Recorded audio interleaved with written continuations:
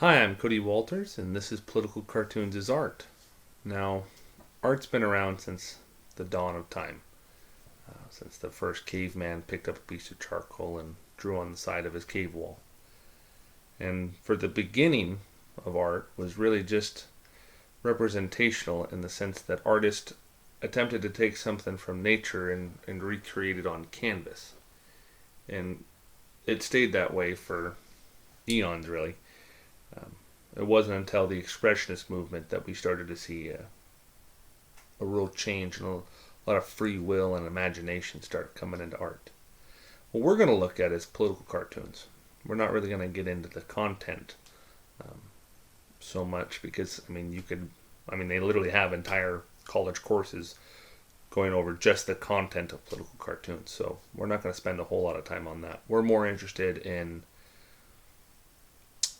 what style and method the artist chose to use when it came to that political cartoon. And really, why did he choose that that style? And did that particular piece serve its function? And that's where it gets really fascinating for me is the way that the art speaks to you. And that's really what I want to look at. So we're going to start off with a pretty simple piece of art.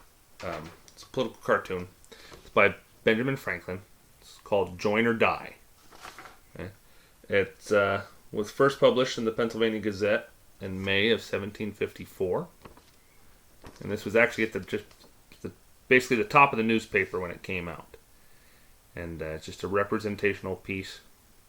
It's pretty straightforward. I'm not really sure how to explain this to you because if you can't understand this, then it doesn't really matter what I say because you're not going to get it. But I don't know if you can see or not, but you've got the different portions of the snake, and they all represent different colonies. So you have New England, New York, etc., etc. And join or die. It's pretty straightforward. Now, this piece, its function was sending a pretty obvious and straightforward message to a vast amount of people, to everybody that walked by and saw that piece of paper sitting on a barrel or anybody that could see it. This was the point was simple. That was the intention, that was the function. Didn't matter if you were highly educated aristocrat or if you were just the simple deckhand on a boat there in the harbor. It didn't matter. You understood this. And that's what I find beautiful. Imagine if he had painted a naturalistic snake. Could he have gotten the same message across? I don't think so. Probably not. He's a pretty talented guy. Who knows? We'll see. The next piece that I really want to look at here is by Paul Revere. And it's called The Able Doctor. Now, it was first published in the Royal American Magazine in June of 1774. So again, around the American Revolution. Now, as you can see, this is a beautiful, beautiful artwork. It's very, very, very representational. It's very, for the most part, naturalistic, really. A lot of content, a lot going on here. And again, we're not going to get into the content. But imagine trying to get your point across to the same people that understood this. Do you think they could understand this? Do you think it reached out to the same people? Probably not.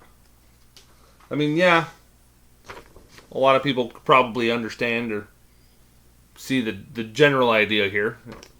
But there's a lot going on. You've got, this is supposed to be Europe over here, and the woman being taken advantage of is America, and this is actual, his name's Lord North, I believe it was.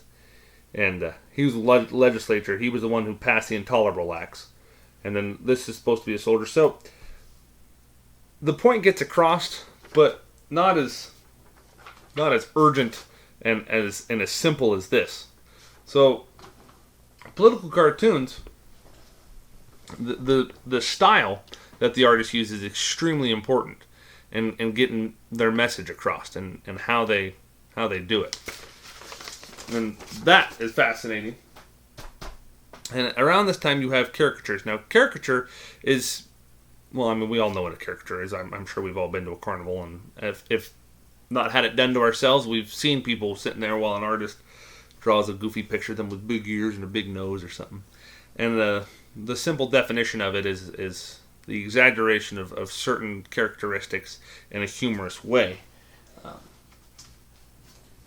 In terms of political cartoons, though, it's a little different.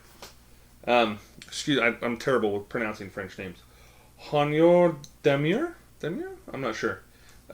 This is the Legislature of Belly, and it's France of 1834. 1834? Yeah, 1834. But what I want us to look at is this guy right here. Now imagine walking down the street, 1834. Do you think you would see a guy look like that? Probably not. That's not a realistic kind of person. He's a pretty big guy and kind of grumpy. You know, his features were definitely exaggerated. Now that's a caricature. Kind of funny, but the function of that was to get the point across that the legislature is fat and lazy, and they're kind of mean and out of touch with the rest of France. And so just by using caricatures instead of using naturalistic art, that point is made, and that's cool. But not as cool as when you get to the actual cartoons. Now, this is a great book, by the way. Dr. Seuss Goes to War. This is about Theodor Seuss Geisel. Now, this is great. This is all his... Before he did Cat in the Hat and all the other ones, he was a political cartoonist in World War II. So I guess I could pick any one. We'll go with this one. This is The Old Runaround, and it was June 26th of 1942. Now, this was published in a newspaper called the PM, and that was the title of the newspaper.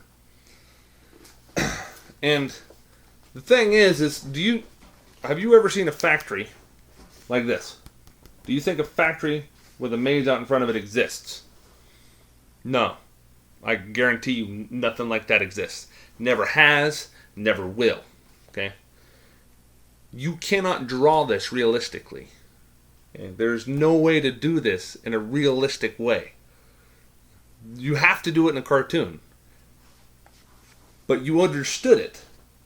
Now that's the technique. That's what's cool.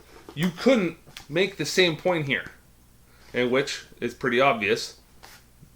Okay? His point is, U.S. industries aren't hiring people. Okay, they're making it difficult. Negro job hunters enter here. Okay, black people weren't allowed to work back then. See, race always an issue. Do you think that Theodor Geisel could have made the same point, drawing a beautiful factory with an African American being stopped at the front door? And they say, no, sorry, you can't work here. And that was the caption on it. No, sorry, you can't work here. Do you think the same point would have been made? Probably not. So, these are the different methods and styles in art. And it's really fascinating. It's the way that it grabs you. And the way that it basically tricks your brain. Because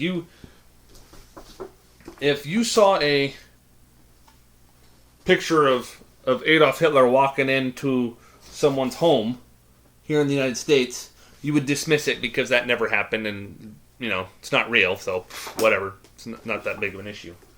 But when it's a cartoon, when the artist just changes the style a little bit, it makes a complete difference. And it's by far my favorite kind of art. And I hope you enjoyed it too. And, well, I hope, if nothing else, maybe you'll look at caricatures and political cartoons just a little bit different.